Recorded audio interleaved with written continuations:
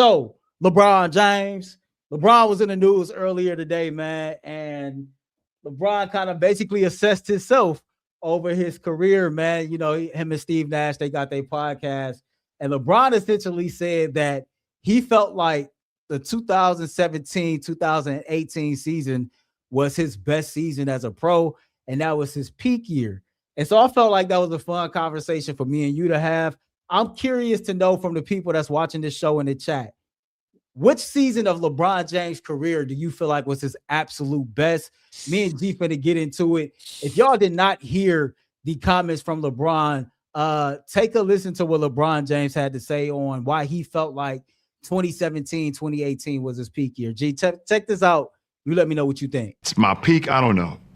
If you ask me what I feel like was my best season that I had, where I felt the most complete as a basketball player, I would say 2018, 2017-18 season. I felt like I could do no wrong out there on the basketball floor. Offensively, defensively, I felt no flaws in my game. I felt like every time I stepped out on the floor, I really could do everything I wanted to do. All three levels, defensively, guard all three levels. I mean, I still feel that way, but it was just another level of that, you know, in 2017-18, you know, with the team that we had, and you know, and so it was just. Yeah, that season right there, I felt like that was probably my most complete, season. I played all 82 games, I believe, that year. And then if you include the playoffs, I played over 100 games. I didn't miss one game that season. So a lot of factors went into that. And that is courtesy of the Mind the Game podcast, man. Shout out to LeBron James. By the way, this is his numbers from that season. He averaged 27.5 points a game on 54.2 shooting from the field, 9.1 assists per game, and 8.6 rebounds. Do you agree with LeBron James that was peak Bron? Yes. So I actually, because I'm sort of one of these guys that are always debating who's the best in top fives and top tens. So I broke down LeBron's career into like 3 stages. So like, I think his peak athleticism was around 2008, 2009. That's when he was he was catching oops. He was getting 6-7 dunks a game. His athletic, he was the fastest player in the game. He was big, he was strong. I think he learned the most in terms of his basketball when you get to about 2014, 2015, with the Miami Heat around that 2012 era. I think he really figured out what he needed to do to get over the hump in terms of how you need to win a championship. But his complete overall game, the best he ever was the year where they traded Kyrie Irving. And you have Rodney Hood and Larry Nance Jr. and Jordan Clarkson and some of these other guys that they had on the roster. And you look at that roster, they went and dealt with the Celtics and got them up out of here. And they had young guys doing their thing. They dismantled the Hawks at the time. They just got rid of the Raptors and got out there. And then the crazy part about it is, like, you go back and watch that game against the Golden State Warriors, which is one of the greatest games I've ever seen in my life, game 1, when J.R. Smith passed up the 3. I mean, this guy gets 50 points. It was almost a 50-point triple-double against what I believe is the greatest team ever assembled, with Curry, with Klay Thompson, Draymond Green, Kevin Durant, and Steve Kerr. So then I think he was in the matrix. He could do everything. Pass, rebound, guard every position, understood how he needed to get to his spots, understood what his team needed at that time. And it was the most impressive I've seen him, because he carried a team that had no business going to the finals that year. Yo, so a couple things, man.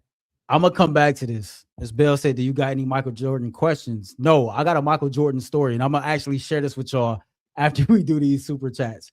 So it's hard to disagree with that, but if I had anything to compare it to, I kind of felt like, man, like 2012, 2013 Bron was an absolute monster. Like, maybe that was peak athletically. You know, if he feels like that wasn't where his peak was, like when it comes to like basketball IQ and mentally, but I don't know, man. You go look at these numbers from the 2012-2013 season, just in comparison, 26.8 points a game, 56.5 from the field, 40.6 from three, 8 rebounds a game, 7.3 assists.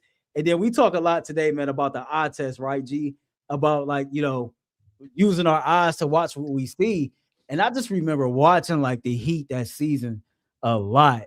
And it just seemed like, man, like Brown was out for blood every single game. Man. Like it was personal. Like he came back to Cleveland and gave us like 40 or something. Like when they was throwing batteries and going crazy when he had the decision.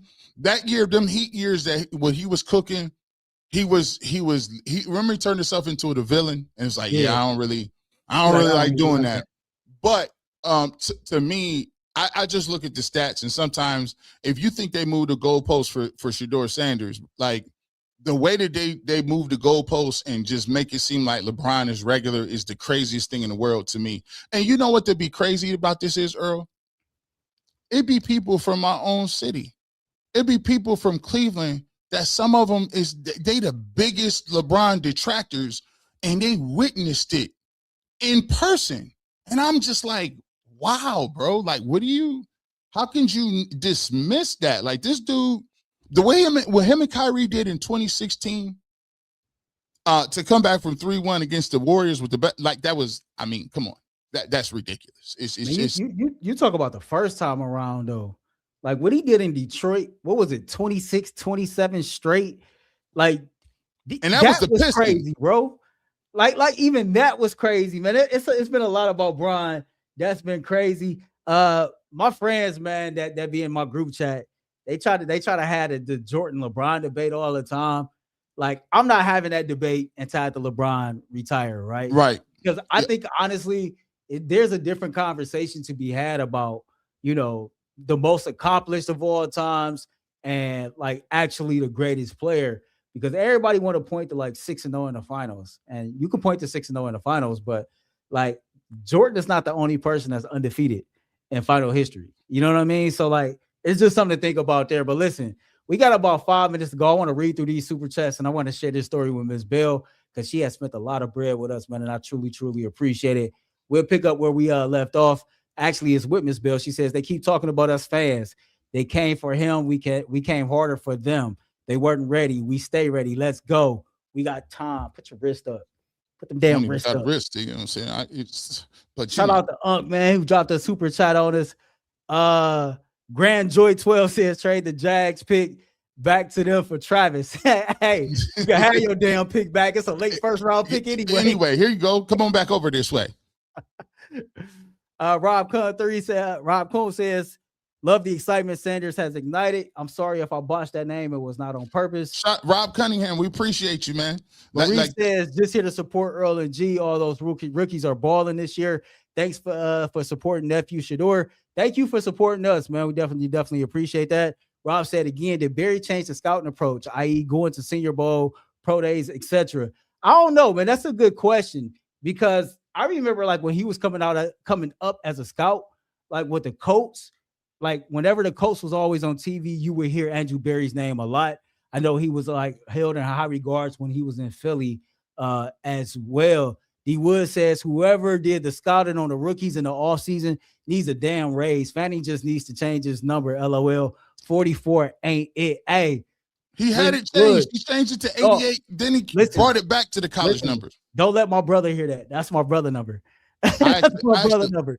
Here's the irony. 44. My brother played tight end and defensive end. That's 44 the irony. And the tight end. I like that. Gregory George says, what up, Earl and Cuz? Garcia was a dud for us. Yes, he was. Nasty work. Terrell says, what if the Browns draft Reese or Downs, take an offensive lineman in the first round and go wide receiver in the second, and in third, 12 elevates all the talent? I do like the wide receiver from South Carolina. Dude is like 6'5", and he run like a 4.3, 4.4 40. Like Lenore Sellers got a dog that he's throwing to. Caleb Downs is it. Hey, listen, I got a personal bias when it comes to Arvell Reese. I knew his big brother, you know what I'm saying? RIP, long live Quez, right? But like, I know that family has been through a lot. And I know like there's always an emotional and sentimental value when it comes to things, but I remember April 2010 and what that did to that family. And I remember Arvell was like 4 or 5 at that time. Mind you, we all grew up in the Lakeshore area. Wow. We all from the same hood. And so just to see him like get to where he's at now, and if you would have ever told me that that 4 or 5 year old was going to turn into a projected top 3 or 4 pick in the NFL, man, to God be the glory. Last super chat here on everything I love next year. Antonio Pierce, head coach G. Bush, OC Earl of Pearl, GM, AFC title, wrist up, let's go. Hey, yeah, and that's how we doing it, man. That's how we doing it. Shout out to y'all for the super chats. Now, look, we got to get back to the live chat, and I got to do this with Miss Bell. I don't have a Michael Jordan question. I do got a Michael Jordan story. First and foremost, long live my parents. So I've been a junkie my entire life, right? And like most people my age, 38, you grow up in the 90s, you just love Michael Jordan. Jordan is everything. I was the kid that got my ass whooped a lot because I didn't make the wisest decisions when it came to my sports fandom.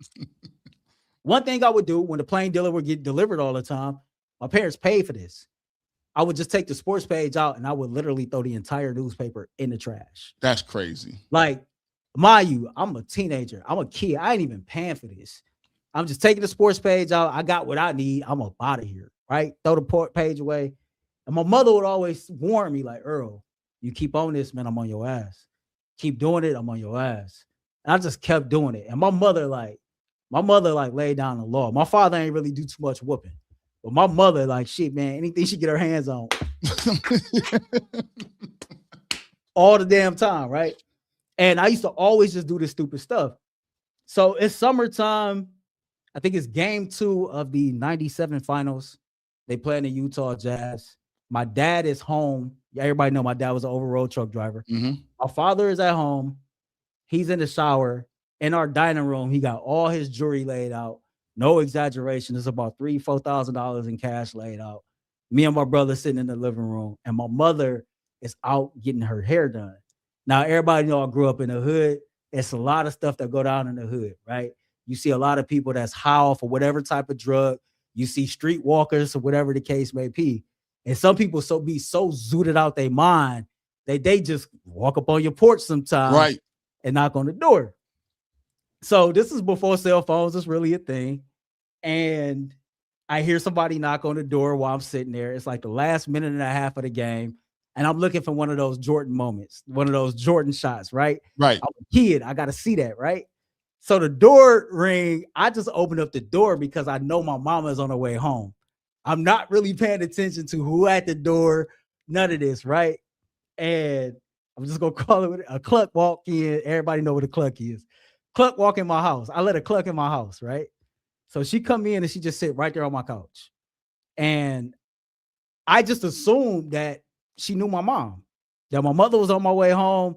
It's a friend of hers I ain't never met. So cool. So she just sitting there. The Bulls come back from timeout and they draw up the play. Steve Kerr ended up being the one that hit the go-ahead basket. It wasn't even Jordan.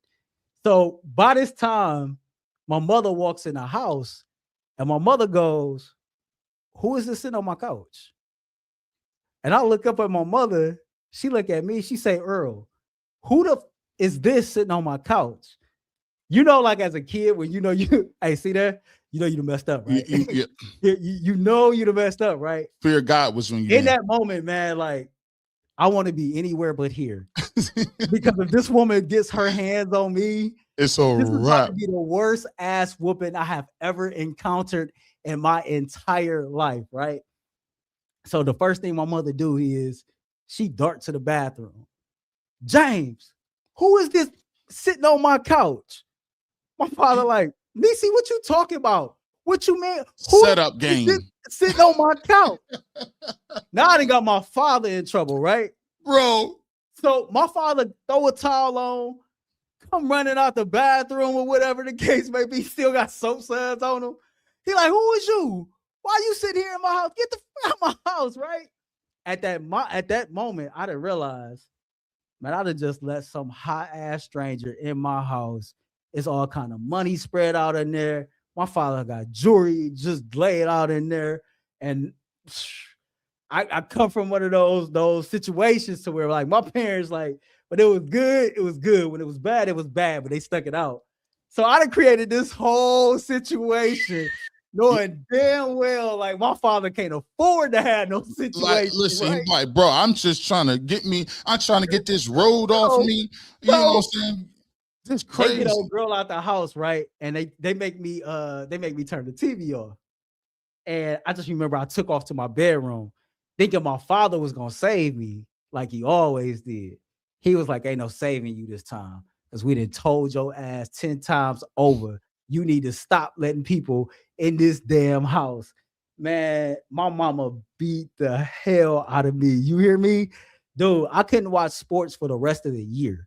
Never mind the rest of the summer. And she was like, and I bet not catch you picking up the plain dealer off the porch. Dog. Bro, you should have ran out. When they kicked her out, you should have ran right with her. You should have got your bags and say, you know what, we need a clean break here. I'm going to just find a way to sleep somewhere tonight. Listen, all I'm going to tell y'all is, man, I almost lost my damn life over Michael Jordan. So no, I ain't got no Michael Jordan questions. But Miss Bell, courtesy to you, from me to you, that's the story. Hey, listen, man, y'all have been gracious people. Thank you for pulling up on me. G, thank you for your time. And again, thank you. Thoughtfelt condolences to you and your family. Celebrate your auntie's life tomorrow. Remember the impact that she made on you. Remember the impact that you make on other people. Know, bro, that you are worthy, and what you do, it matters, not just for me, but for everybody. Till next time, man, we love y'all. Remember, be great, spread love. Remember, spreading love, man, is priceless. And being great, that right there comes with the price.